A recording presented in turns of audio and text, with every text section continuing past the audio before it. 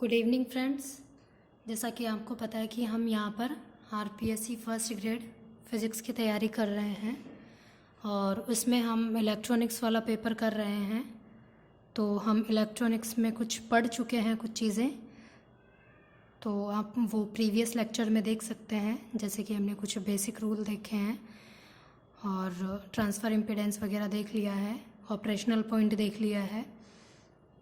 अब नेक्स्ट हम बात करेंगे जो हमारे टी नेटवर्क है, पाई नेटवर्क है, उनकी बात करेंगे। तो मैंने पिछले वीडियो में एक जगह बोला सही था, लेकिन बाय मिस्टेक वो लिखने में गलत हो गया, तो वो चीज़ बता देती हूँ क्या गलत लिखा था। जो हमने ट्रांसफ़र इम्पीडेंस था उसमें यहाँ पे जो T21 है, ZT21 है, उसमें क्या होता है कि जैसे सेकंड लूप की हमने वोल्टेज लिया है और फर्स्ट लूप का हम वहाँ करंट लेंगे। तो मैंने यहाँ पे जो गलत लिखा था वो मैंने यहाँ लिख दिया था E2/I2, जबकि E2/I2 नहीं आएगा, वो E2/I1 आएगा। सेकंड लूप का वोल्टेज और फर्स्ट लूप का करंट, ये वाला राइट है, ये रॉन्ग है, तो आप एक बार उसको करेक्ट कर लीजिएगा।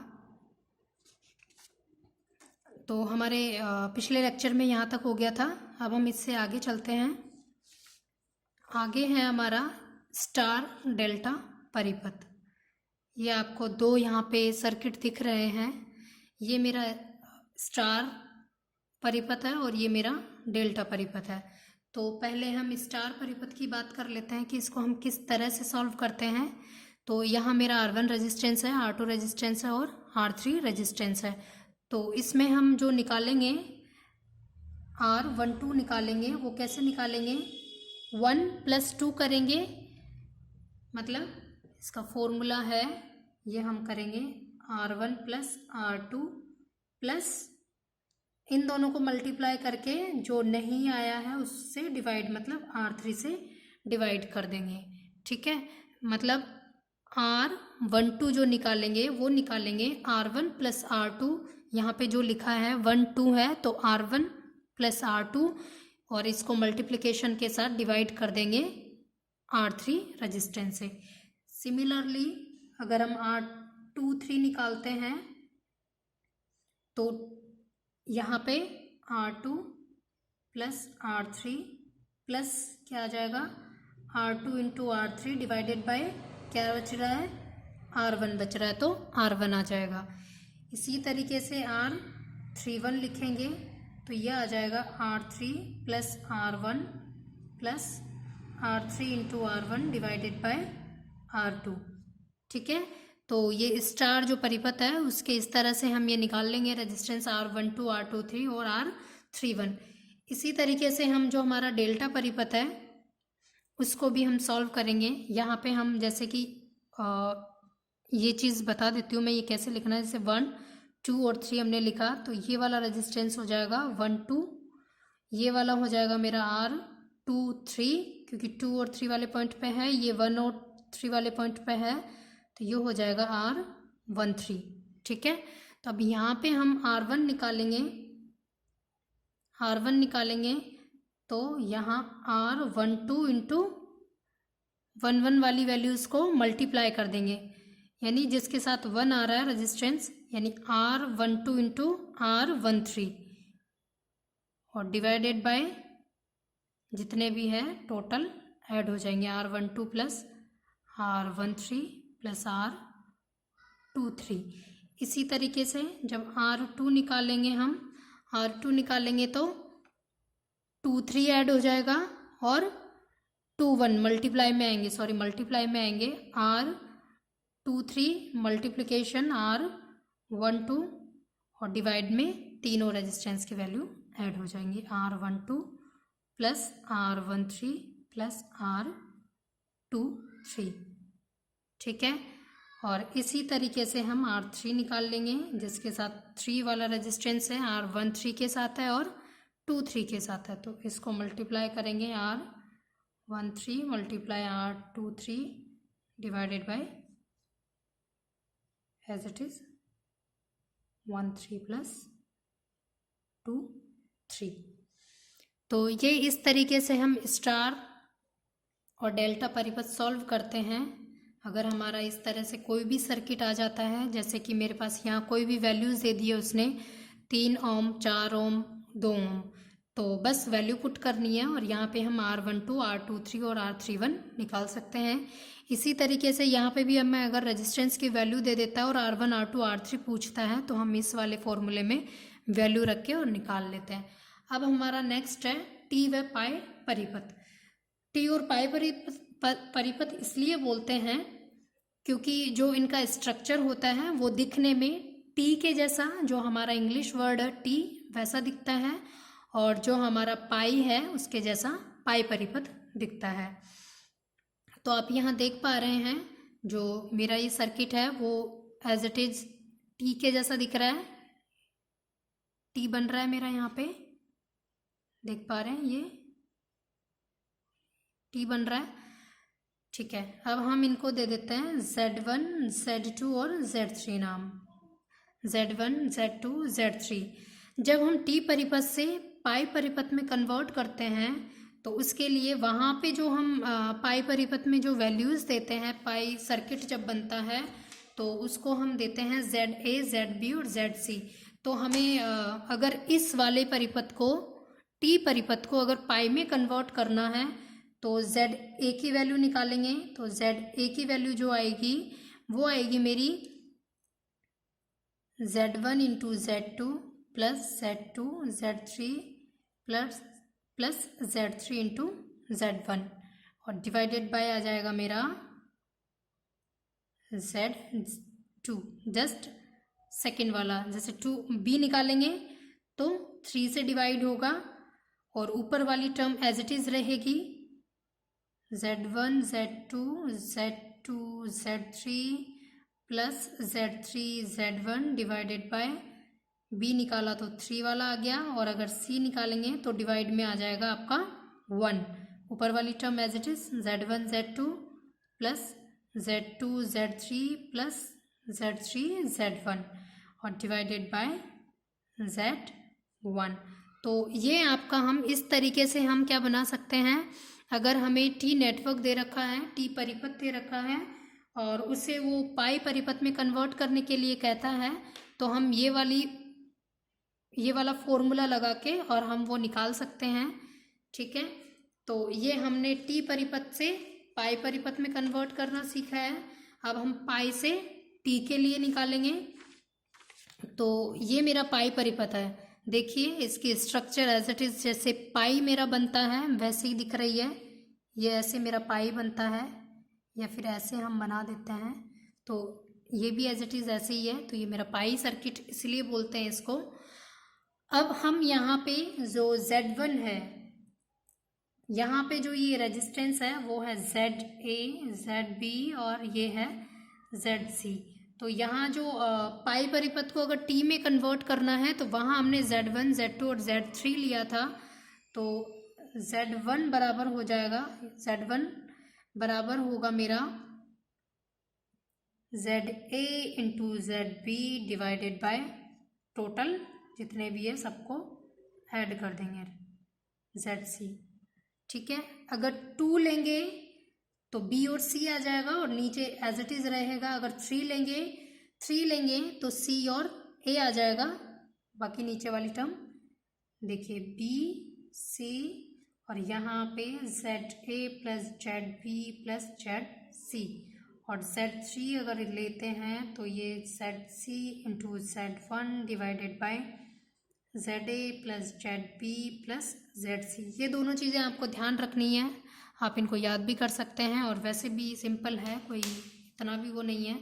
तो अगर टी नेटवर्क के लिए देखेंगे हम, तो टी नेटवर्क के लिए आपको अभी मैंने बताए हैं ये वाले फॉर्मूले याद करना है। टी नेटवर्क के लिए ZA ZB ZC किस तरीके से निकालते हैं, और पाई के लिए हमें Z1 Z2 Z3 इस तरीके से निकालते हैं।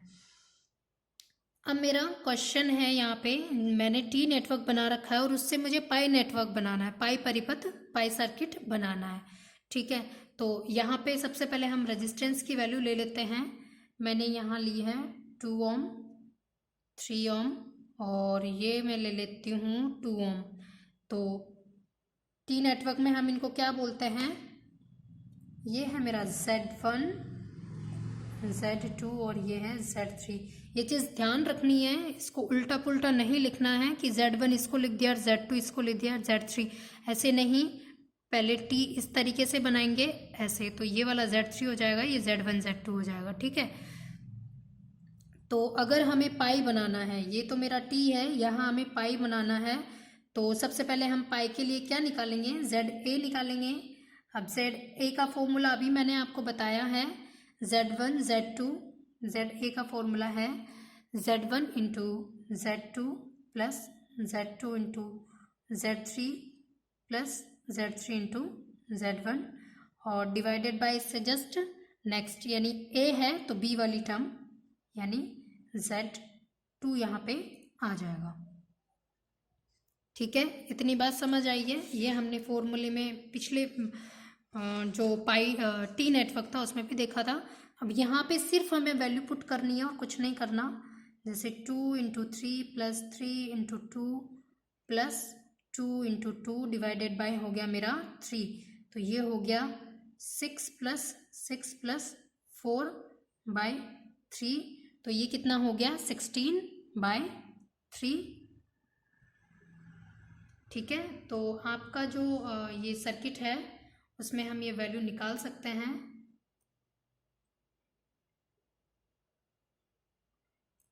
तो ये वाली वैल्यू जो है वो मेरे ZA की आ गई है।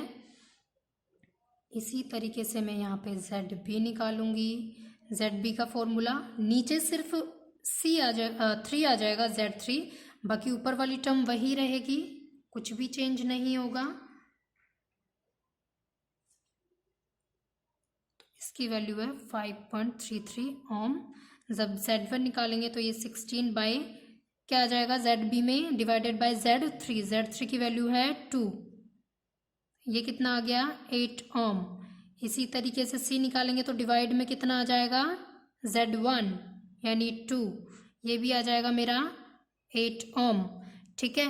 तो आपके पास ZA, ZB और Z3 की वैल्यू आ गई है। अब आप यहाँ पे पाई सर्किट बना सकते हैं। आइए बनाते हैं।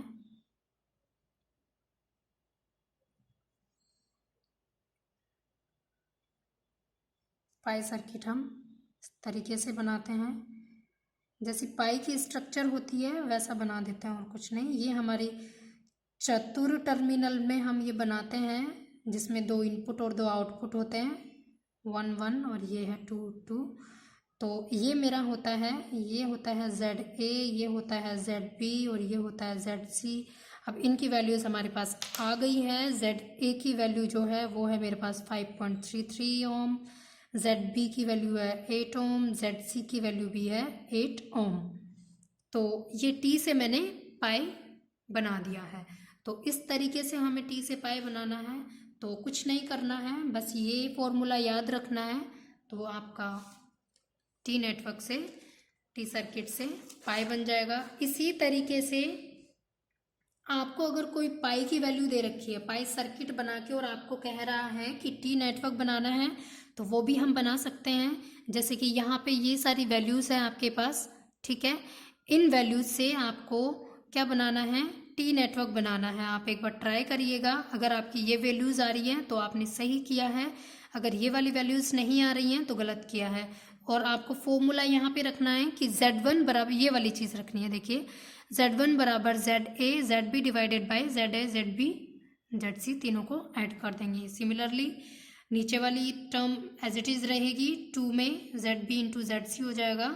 इसी तरीके से Z3 निकाल लेंगे। तो ये वाली चीज़ पुट करके यहाँ पे ये वैल्यूज़ रख के, और इससे आपको टी सर्किट बनाना है, ठीक है। नेक्स्ट हम करेंगे आपके पैरामीटर्स, जो कि बहुत इंपॉर्टेंट टॉपिक है और इससे आपके आरपीएससी में क्वेश्चन बनता ही बनता है, ठीक है।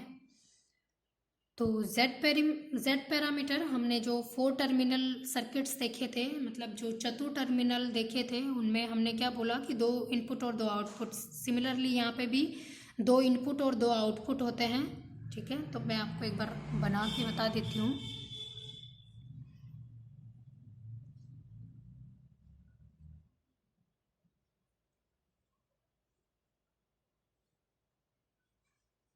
यहाँ मेरा I1 करंट है और इन दोनों के जो बीच वोल्टेज है वो V1 है, और ये मेरा I2 करंट है, इन दोनों के बीच जो वोल्टेज है वो है मेरा V2। ठीक है, अब यहाँ पे हम इक्वेशन जो Z पैरामीटर्स निकालने के लिए आपको पहले मैं एक मेथड बता देती हूँ, उसके बाद जो हम Y पैरामीटर और Z पैरामीटर है वो डायरेक्ट लिखेंगे और लास्ट में हम इनकी शॉर्ट ट्रिक लिखेंगे। पहले एक बार प्रॉपर तरीके से देख लेते हैं। तो जो Z पैरामीटर है वो V1 और V2 के फंक्शंस होते हैं। V1 जो होता है फंक्शन I1 और I2 का, इसी तरीके से जो V2 होता है वो भी फंक्शन होता है I1 और I2 का। ठीक है, अब यहाँ पे ये वाली चीज़ इम्पोर्टेंट है कि हमें ये ध्यान रखना है कि जो Z पैरामीटर है वो किसके फंक्शन होते हैं। बस अब कुछ नहीं करना, यहाँ हम क्या करेंगे, आंशिक अवकलज करेंगे। आंशिक अवकलन करने पर इन इक्वेशंस का, इन फंक्शंस का, जैसे V1 V2, आंशिक अवकलन करने पर तो ये हो जाएगा dV1 हो जाएगा del V1 bye del I1 और dI1, ऐसे ही del V1 upon del I2 del I2, ये हो गई इक्वेशन 1। ऐसे dV2 हो जाएगी डेल V2 के लिए कर रहे हैं तो V2 upon del I2 dI1 plus I1 function है I1 del V2 upon del I2 dI2। ठीक है, तो ये मेरी हो गई है इक्वेशन 2। अब यहाँ पे जो ये वाली वैल्यू है, ये जो वैल्यू है मेरी, ये इसको हम बोलते हैं निवेशी प्रतिबाधा ZI। यहाँ del V1 upon del I1 equal Z11, और इसको मैं बोलती हूँ निवेशी प्रतिबाधा, जिसे हम ZI से रिप्रेजेंट करते हैं। I मतलब इनपुट को निवेशी बोलते हैं। इसी तरीके से del V1 upon del I2 जो है वो है Z12, और इसको बोलते हैं हम ZR यानी रिवर्स, वो होता है पश्च प्रतिबाधा। Next del V2 upon del I1, ये होता है मेरा Z21, ये इसको रिप्रेजेंट करते हैं ZF से, यानी फॉरवर्ड यानी अग्र प्रतिबाधा। और नेक्स्ट है del V2 upon del I2, जो कि होता है डेल 21 ठीक है, ये होता है मेरा ZO यानी आउटपुट यानी निर्गत प्रतिबाधा। इतनी बात समझ आई है, ये चीज़ें हमने यहीं से निकाली है, Z11, Z12, Z21 और Z22। तो हम इनको लिख सकते हैं यहाँ से भी, जो हमारी हमने इक्वेशन 1 और 2 ली है, तो हम फ्रॉम इक्वेशन 1 एंड 2 से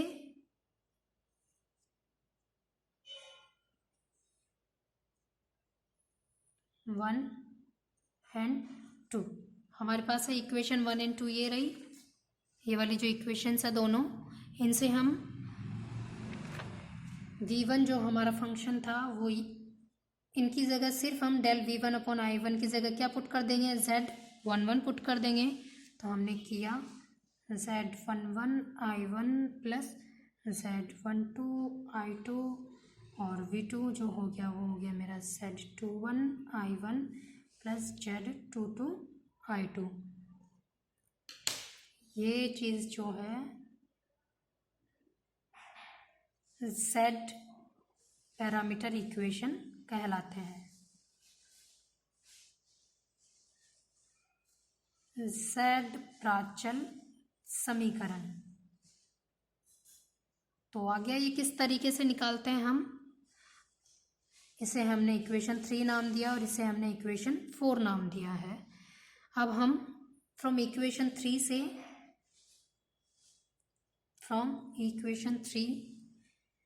यहाँ पे अब हम क्या करेंगे, एंड 4।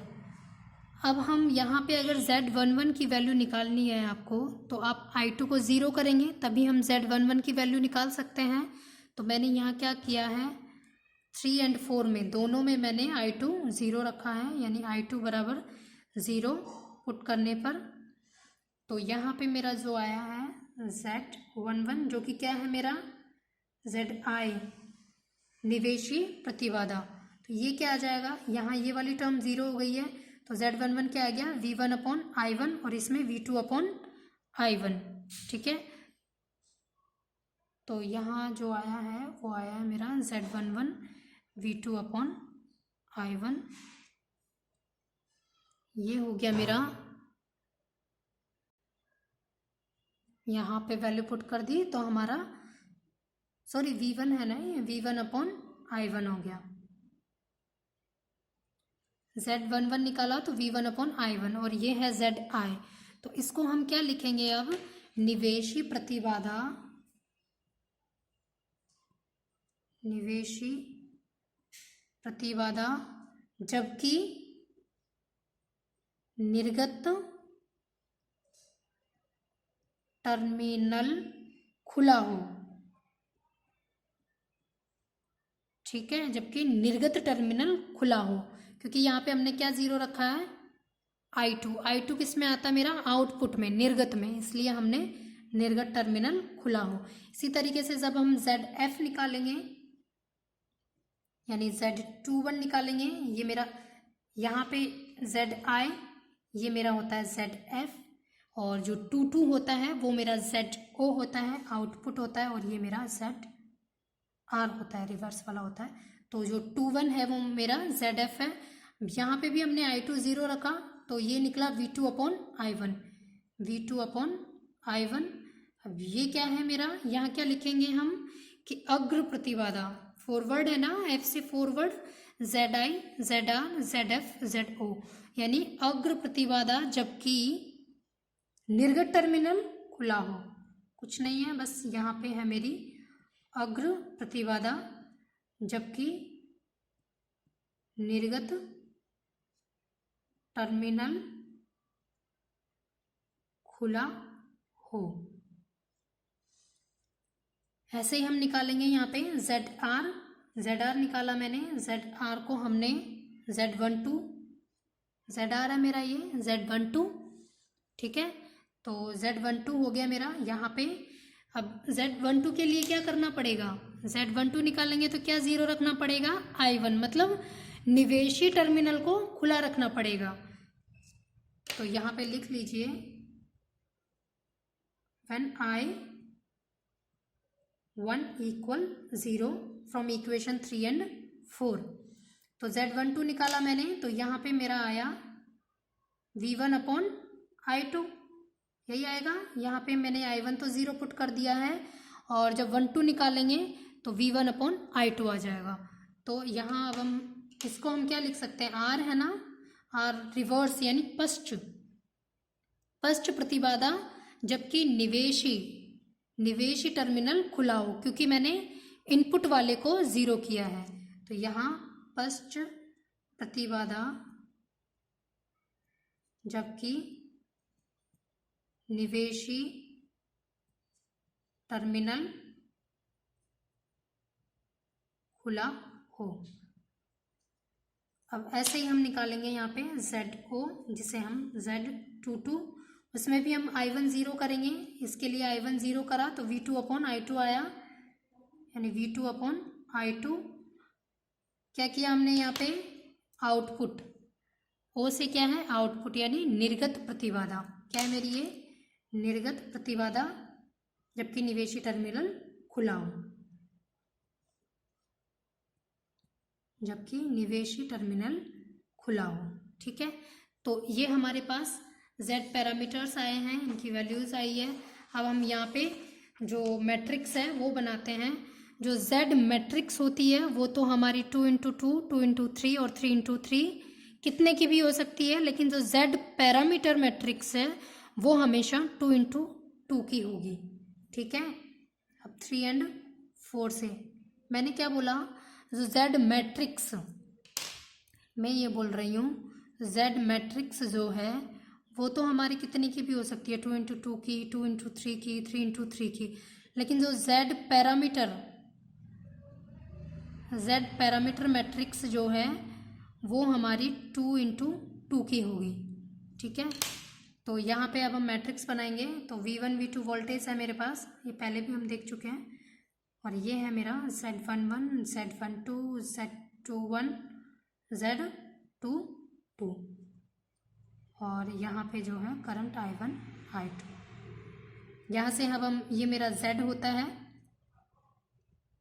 तो डेल Z निकाल सकते हैं, वो पता है ही हमें, cross multiplication Z11 into Z22 minus Z21 into Z12, ये मेरा डेल Z आ गया है।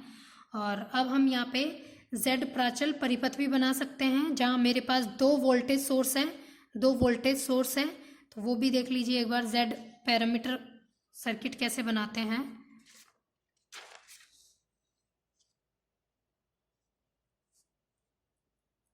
यहाँ हम Z पैरामीटर सर्किट बनाएंगे, दो वोल्टेज सोर्स है।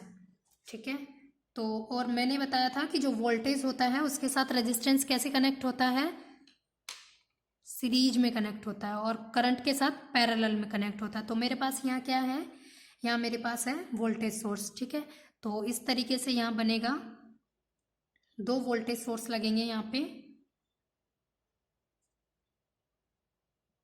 और वो कनेक्ट होंगे रेजिस्टेंस मेरे सीरीज में।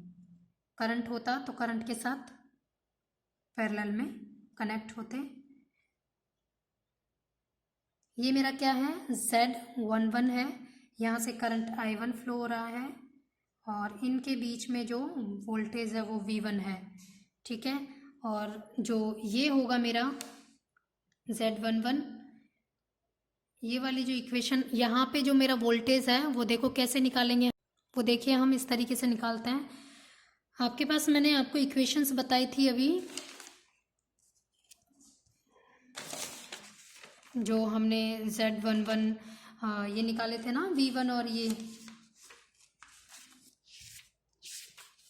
वाली चीज़ निकाली थी हमने। ये यहाँ से हम V1 वोल्टेज, जैसे ये Z11 और Z22 तो हमने रेजिस्टेंस लिए हैं, यहाँ से अगर मैं V2 वोल्टेज निकालती हूँ तो V2 की जगह क्या लिख सकती हूँ मैं, Z21 इंटू I1, और V1 की जगह क्या लिख सकती हूँ, Z12 इंटू I2। ठीक है, आई बात समझ। तो यहाँ पे ये मेरा V1 है, और V1 के लिए क्या बोला मैंने अभी, Z12 इंटू I2। एक बार और देखिए, जो V1 है, यहाँ से जो V1 है इसके लिए Z12 इंटू I2, इस वाली इक्वेशन से। सिमिलरली यहाँ पे V2 है, V2 के लिए Z21 इंटू I1। तो ये है मेरा V2 वोल्टेज है यहाँ, तो ये था मेरा Z21 इंटू I1, और ये है मेरा Z22। ठीक है, तो ये जो है वो मेरा हो गया Z parameter circuit.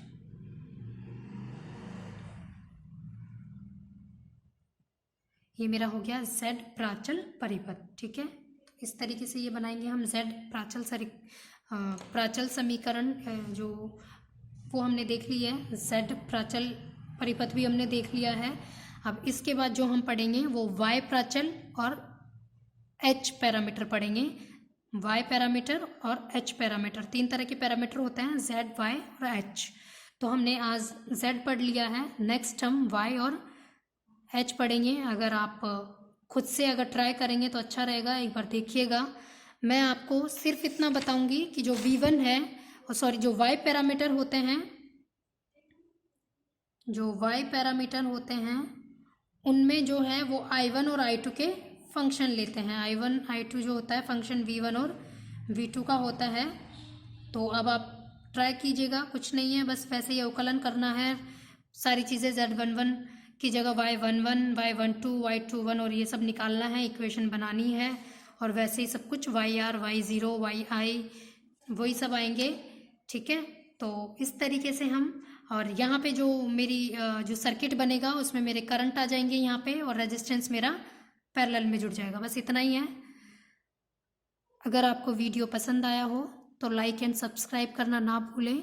Thank you.